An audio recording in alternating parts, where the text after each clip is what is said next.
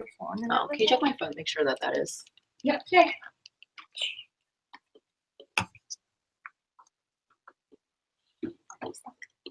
Hi, welcome everyone. Welcome to the YouTube live stream in Singapore. So I'm Jocelyn, and with me there's Shelly over here. So I know we have a global audience today, so let us know where you come from by leaving the comments. Let's see. We have Jackie. Hi, Jackie. Looks like we have people coming in from the US. Wow, everyone's dialing in at such a late time. Thank you so much for joining us today. Yeah, so maybe let us walk you through the agenda today.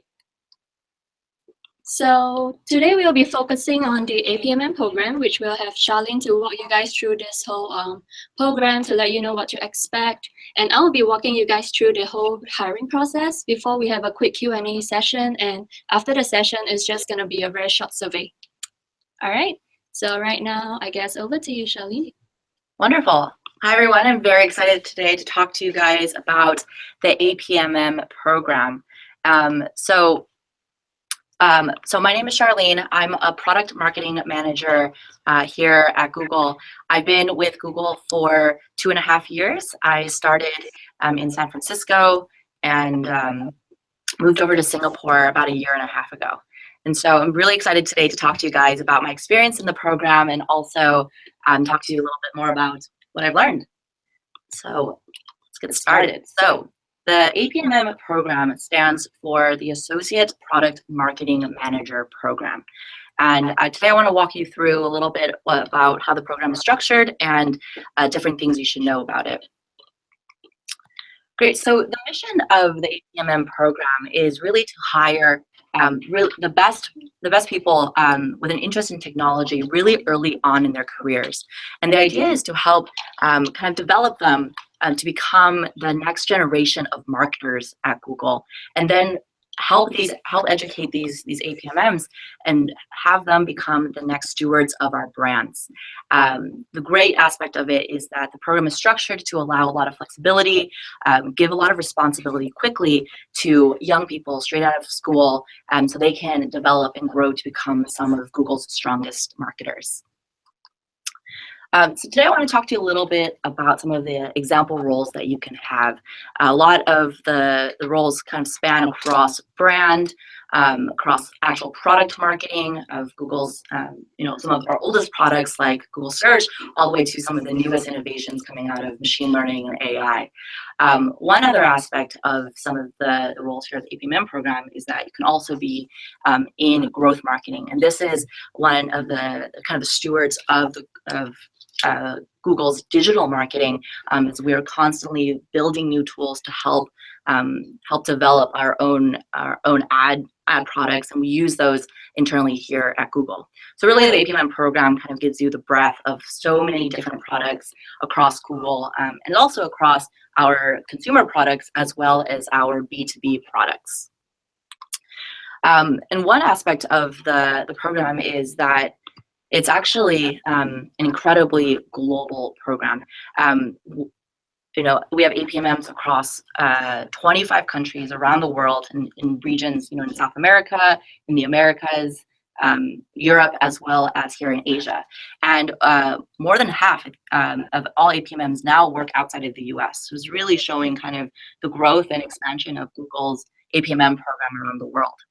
And one of the key aspects that allows this global aspect is that it's part of a rotational program. So now it's a 2.5-year program where you're in your first rotation, your first role for 1.5 years, and then kind of after that, then you move out into your next rotation.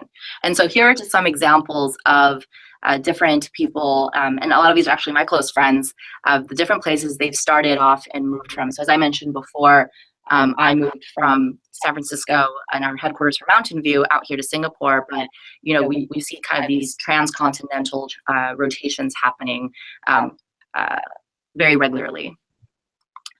So I wanted to talk a little bit about my own personal rotation. So I started in one of our B2B products called Google Cloud. And in my second rotation, now I moved out to Asia and I look after the Android platform business here across the region. We also have examples of another friend of mine named Britt, who also eventually became, after her first rotation, then went on to go start her own company. And so a lot of it is, looking back at the APMM program, there are so many different opportunities to kind of learn and grow and explore what you're really interested in. And so some parts of the program is really heavily in the learning and development. So, for example, one of the biggest things is around digital marketing. And as I mentioned before, Google's bread and butter is being one of the best companies out there to learn and develop cutting edge tactics in how to do growth marketing, digital marketing across insights, brand measurement, and storytelling. And kind of the second part of the kind of learning within the program is also just deep technical knowledge and skills. And so we develop these kinds of learning opportunities through things like boot camps that are held in your region, so you can meet marketers across the different products. And it also allows you to have these unique opportunities to really develop and deepen your understanding in certain areas with external agencies as well. Next, I wanted to kind of talk you guys a little bit through one of my favorite personal things about it, which is around mentorship and networking. And so one of the best parts of the program is this really great opportunity to meet APMMs kind of around the world. And some of my favorite memories have been developing and I don't like to use the word network as much because I really just see them now as friends. Exactly. Yeah. People who I've gotten to know through trainings, through traveling together, and then actually problem solving. And so one of the best parts of the program is we go on a global trip for about 1.5 weeks to another region in the world, and we meet with all the APMMs in your program who all fly in, and we spend a week and a half meeting Googlers from other offices, meeting a lot of different companies to learn about how Google is tackling kind of problems globally outside of your own home country. And then there is a great time also just to learn about how other APMMs and what they're kind of dealing with in other countries. And then the second part is also this great opportunity to also get exposure to senior leaders. And this is probably one of the biggest learning areas in the program because you are meeting and constantly interacting with people, senior execs, and getting that kind of mentorship one-on-one, which is truly just a super invaluable experience. So I touched a little bit on the APMM trip. As I mentioned, it's 10 days traveling around, basically around the world with your all paid for by Google. And I thinking back to my own trip, we actually so I was in Mountain View at the time, and we all started in Belgium and learned a lot about how we're dealing with brand and trust issues. Then we went to Norway and learned about how Norway is a country that is constantly trying to innovate through digital technology and trying to learn how Google is also innovating as a company there. And then we went to Tel Aviv in Israel to learn about the startup culture and how Google is helping develop that startup innovation, innovative type of thinking in that region of the world. So as you can see, it was very comprehensive in terms of the education and the knowledge sharing that happens on the trip, and of course a ton of APMM bonding as well. Cool. Next, I wanted to touch on some of the alumni that we've had come through the program. There isn't really a set path that ends up happening when you go through the 2-year program. We have Googlers who started at APMMs and they continue to stay within Google and then become directors and great trusted people within the company. But then you also have people who leave and go externally to startups, like Airbnb and Netflix. We also have the founder of Instagram having gone through the program as well. She's also doing their own startups. So honestly, there's so many different things that you can do within the program and beyond. So quickly, just to kind of recap kind of what I've shared. So program, as I mentioned, there's 2 rotations.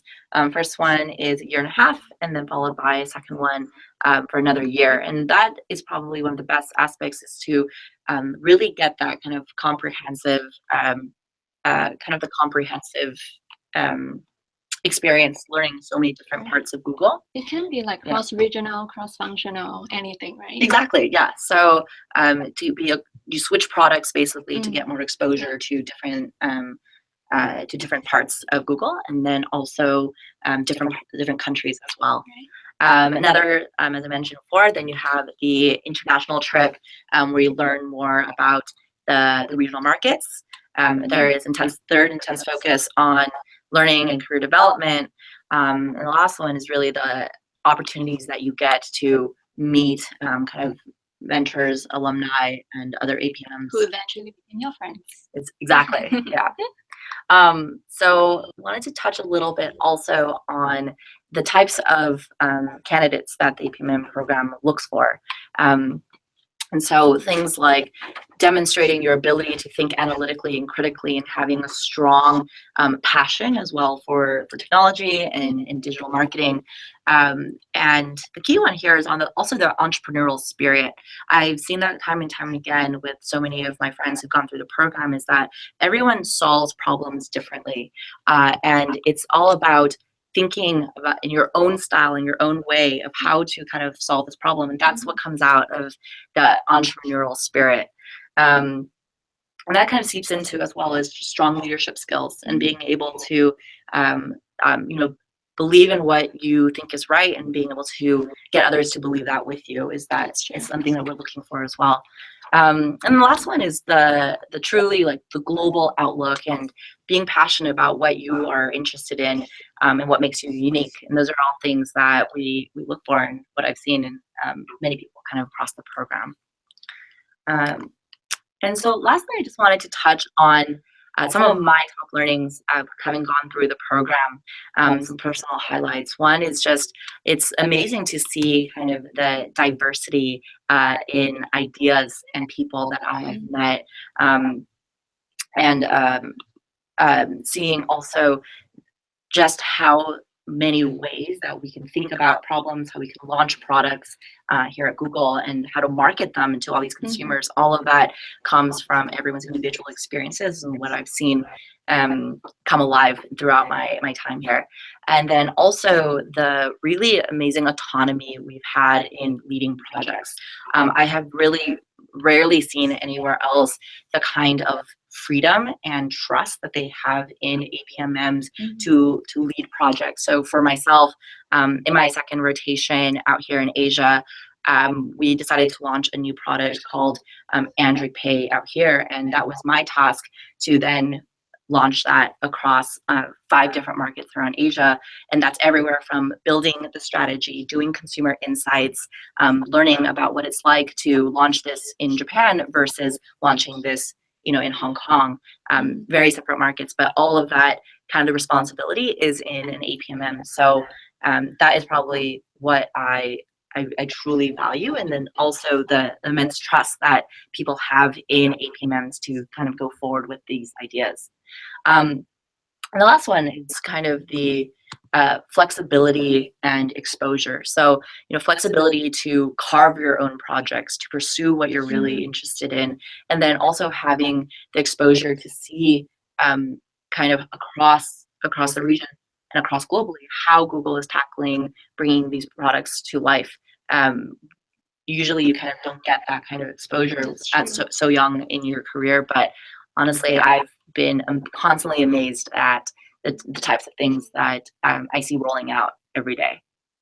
So that's kind of my recap of my thoughts on the program. And I'm very excited, honestly, for how the program will grow and develop as the years go on, and how I'll continue to always be a part of it too. Definitely. Thank you so much. Yeah. Great. So I guess right. I'll be taking on next. So hi again. I'm Jocelyn. So I'm a recruiter based in Singapore, but mainly I take care of sales and marketing roles across Southeast Asia and Greater China. So right now, let me walk you through the whole hiring process, because if you actually know of anyone who interviewed with Google, I guess some of the most common comments would be the whole process takes so long. But it's only for good reasons, right? So we want to make sure that we are hiring people who are not just able to, perform well in the role that they are hired into, but at the same time also able to value add across the different teams throughout their career in Google, because we want to make sure that it's a long and fulfilling career for them as well, right? So on the slide, you can see that these are the few stages of the whole hiring process. So if you were to apply for a role with us, so your profile is shortlisted, you will first receive a phone call from a recruiter. So that will take maybe just about 30 minutes phone screen. And if you clear that phone screen, this is where you move on to the on-sites with the hiring team, right? So for APMM in particular, there's going to be 4 rounds of interviews and a written assessment after all the interviews. So you can imagine that itself is going to take about 3 to 4 weeks alone, right? So after you clear everything and everything is great, we'll then prepare an offer packet for you and kind of submit it to the hiring committee for review. So this hiring committee, they are formed by a very independent group of people, and they're all mainly senior leaders within Google. So the idea is that we want to have a very subjective and unbiased view of every candidate, and we want to make sure that every candidate that comes through, they are just reviewed thoroughly to make sure that we are hiring the right people into Google. So this review process, again, takes maybe about another 1 to 2 weeks before we are able to extend the offer to you, and then you join us as a Noogler. So the whole process takes about, I would say maybe just 6 to 8 weeks at least. And you came through all the interviews. You know how long it is, but it's always for good reasons. All right. So next, right, on how do we hire? So what exactly do we look for in our candidates, right? So when we are finding our next generation of Googlers, so we look out for a few areas. We want to know how the candidate thinks, how is his or her leadership, and then also Googliness. You may have heard about this term very frequently. And of course, last but not least would be, the role-related knowledge, right? So first on how do you think, what we call like your problem-solving skills. Right, I guess during interview, there are 2 types of questions that they will usually ask. So one will be behavioral and the other one more hypothetical. So behavioral is about, how you react or respond in a past situation. So that is a good predictor of how you're gonna, respond in a similar situation in the future. And for hypothetical questions, it's just to assess how quick you're able to think on your feet, right? So there's really no right or wrong answers to this type of questions. Usually what the interviewer is looking for is to see logical thinking, and they want to understand your thought process, right? So it's just about walking the interviewer through like what would be the factors that you need to consider, or what would be some of the factors or data that you need to look into. Because in Google, most of the time, the big decisions, they're all based on like data, right? They're all data-driven decisions over here. So we want to know whether you are the type who will look into data before making into or jumping into a solution. So this will be some of the things that they will be looking out for. Right, on the second area, leadership. So it's really about just sharing some examples about how you lead a team, or even how you manage conflicts within a team setting. So it doesn't necessarily mean that you have to manage people, because sometimes we're also talking about emergent leadership. So for example, when a situation calls for it, will you be willing to step up to lead the team, right? And the third area, what we call Googliness. So you may have heard about this term, but yeah, there's really no one fixed definition for this term. I have a lot of candidates asking me, so how do I be googly? Like, how do I become googly? I'm like, I don't have a good answer for you, because it could really mean anything. If I were to summarize it, I would say it's really just doing the right thing, right? Especially under pressure, right? And it could really be you caring for your team members, or you strive in ambiguity, or even that you appreciate diversity. That could mean you're very googly as well. So my advice to all my candidates is always, just be yourself, because after all, this is just a very general assessment of a culture fit. All right. And the last area, role-related knowledge. This is more in relation to what is the role that you're applying for. Just for example, if it's an APMM role, then this is where you may need to read out about like B2B marketing or B2C marketing. But if it's some other positions, you may need to read out more about the Google products, like Google AdWords, AdSense, for example. Right, so for this area, usually the recruiter, who is your point of contact, will be preparing you for the interview prior to that. So you do not have to worry about this. Your recruiter will be able to give you some tips. Cool. Yeah. So I guess that's about it from our end. So Q&A, feel free to leave your comments. Let us know what questions you may have so that we are able to address them in this session as much as we can. Oh, wow, so many questions. Yeah, man.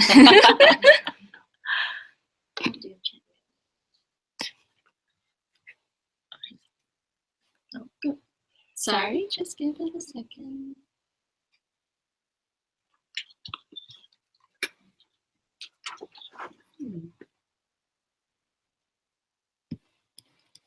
Okay, so I think we have the questions here. There we go. Okay, let's take a look. We have a question from Amit. So what's the minimum knowledge I should have to be considered for the role? I'm guessing it's for this APMM role. So, Well, minimum knowledge, I don't know, for APMM, because it's meant to be an early career development program, so we do take in people even without like marketing experience. And I think, Shelly, you did not come from a marketing. No. Exactly. Yeah, so I would say kind of the beauty of the APMM program is that there isn't this minimum set of requirements or standards or requirements. For example, I studied history and computer science in university, and I never took a marketing class in my life, or even a business class. And yeah, you know, they're not certain course requirements in order to become an APMM. I don't necessarily use either of the things I studied in university in my current role, but it's more about kind of the skills you develop while in university of, you know, being a strong communicator, being a strong critical thinker, and having just basic business savviness. I think are all kind of things that are common themes around everyone I know in the program. Yeah, exactly. Because for this program, there's also going to be like training involved as well throughout this program. So it's really just about looking at your potential, like whether you're able to grow into a marketer within Google, and not that much of, you know, how much of a RRK do you have at a point in time when you apply for the role. Yeah, absolutely. And then there's also, like you said, the trainings, the boot camps, different marketing tools and academies that you do learn, and you are requirements once you're in the program to take. I think that's when you start building up a lot of the hard marketing skills in the role. Yeah, sounds good. I hope that answers your question, Amit. And next up, Kevin. So how many APMMs are we going to hire in the near future for the Southeast Asia region? Good question, but unfortunately, we are not able to share the actual number with you, but we are definitely expanding this program in APAC for this year. So keep a lookout. So all the openings are on our career site. So go on to go/Google Careers, and you'll be able to see what are the openings that we have right now. All right. Cool. Another question from Kelly. Will the final placement be a global position, or will it be in our home country? Yeah, so your first placement is usually in your home country. Yeah, your home country. Yeah, and so wherever you're applying, usually you'll be placed in a position in that country, and it's assigned. And then in your second rotation, that's when it's a lot more in your control, and you go out and find the next rotation that you want. So personally for myself, I wanted to move to Asia. So I looked for a lot of different rotations that I could do out here, and landed in a role in Singapore. One thing to note is that this is something that the previous head of the program had shared, is that just because you're done with the program does not mean you cannot rotate again. What that means is that, you know, after your second rotation, if you want to move again, you're more than welcome to after another year in the role, and you will graduate out of the program, and then you can move into whatever role you want next. So by all means, nothing is ever final. And just for me, for example, for myself, I finished the program and I was working in a role here in Singapore on Android Pay marketing. And then after that, then it was a natural transition that moved on to the next project. Now I look after Android platforms marketing for partnerships. So you're always constantly changing at Google. Yes. You can always be rotating and moving around to do whatever you want. And it goes into that flexibility aspect of the role. That's true. And it's not just within marketing. So internal mobility within Google is like highly encouraged as well. So even if, you feel like you're done with marketing, you can still go on like, rotate outside of marketing altogether. Say into a sales role, for example, if you're interested. So this is how flexible it is over here. Yes. Next question. So how can a fresh graduate prepare for this program or prepare himself for this even without any working experience? So I think we touched a little bit on that earlier on. So what do you have to prepare? I guess for this position, we don't really expect you to have a role-related knowledge per se, especially if you are a fresh graduate, right? So some of the things that we'll be looking out for will be more like your soft skills. We definitely need a strong communicator. We definitely need, like Shelly mentioned, a critical thinker. So all this, I don't know how you can prepare. Maybe there's some. I have some thoughts. Yeah, I think honestly, a lot of this preparation also happens outside of the classroom. With your personal interests, your extracurricular interests. I think always how you're developing yourself outside of academics is super important, and that really shows what are you're personally excited for and how are you developing that. And so I always think that's always really important to show how you're a leader in your own community or in your school, and how you are adding value to whatever it is you care about.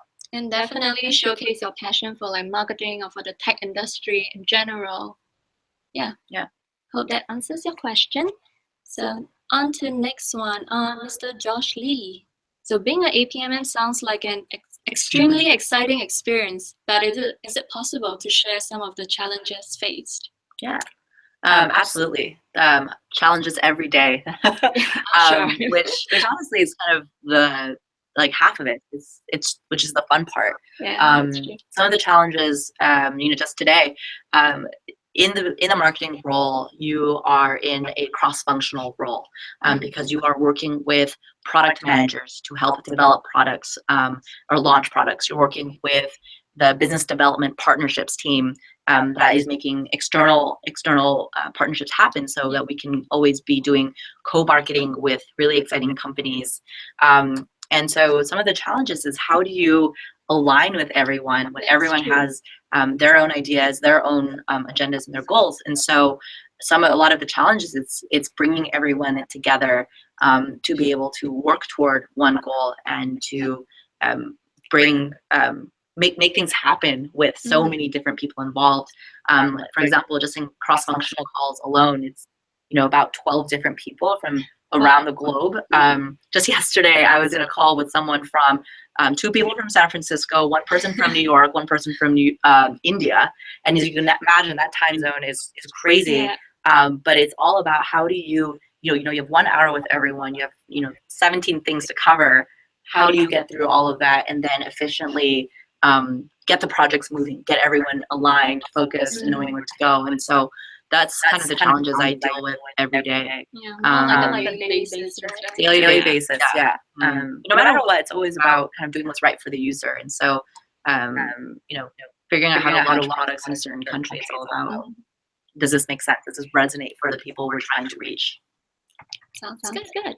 All right, next question. Shreya, what if we do not have a very strong IT background, but only a strong marketing background?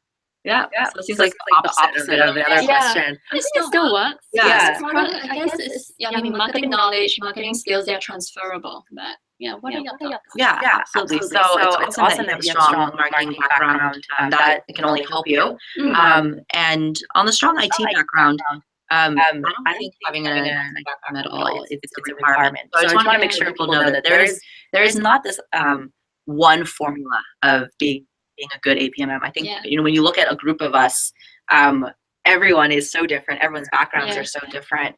Honestly, it's about showing your actual passion and your interest in technology. You know, reading up on what are the latest things happening with Google, the trends. How does Google kind of think about certain topics? And so I would say, you know, read as much as you can online news sources and know what's kind of happening on the day to day within not just Google but also just the tech world. All right. So on to the next question. So thanks for making time for the session. Question for Charlene. What do you think of doing a year or less in consulting before applying or joining the APMM program?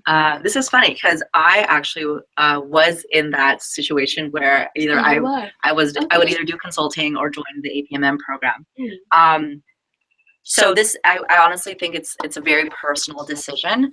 What I thought about was the advice that people told me, which I'm not sure if I'm supposed to say this, but the answer was it was a lot easier to go from Google into consulting after rather than going from consulting into Google. That was the advice that I had gotten. One, and then the second one was just that it was also what was I purely just interested in doing.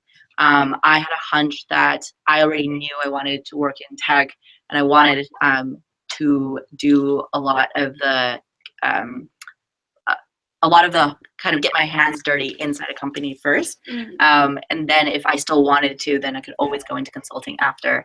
But at the same time, I have a ton of friends who came from, you know, top consulting firms after doing 2 or 3 years there, and then they came to join Google.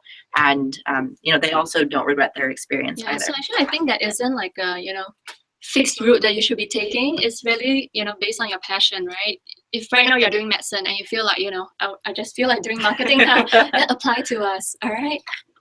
I hope that will, you know, ease all your concerns. And yeah, next question from Tani Wong. Hi, I would like to ask, when is the application period for the program?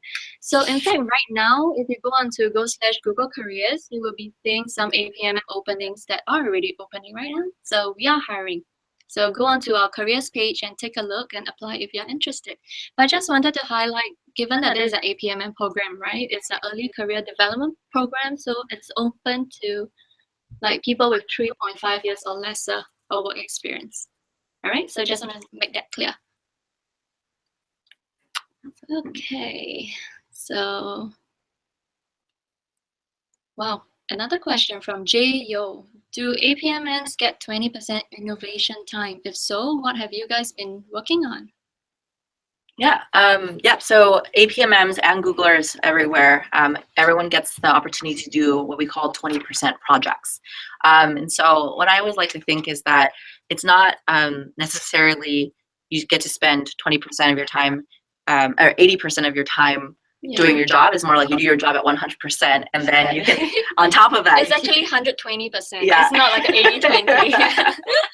80-20. But yeah, Google also makes it incredibly easy for you to pursue a lot of these 20% projects. Like, for example, one of my friends, he was very interested in exploring VR and was just tinkering on what would it be like to build a platform with VR. And then what ended up happening from his 20% project, it actually got picked up by Google.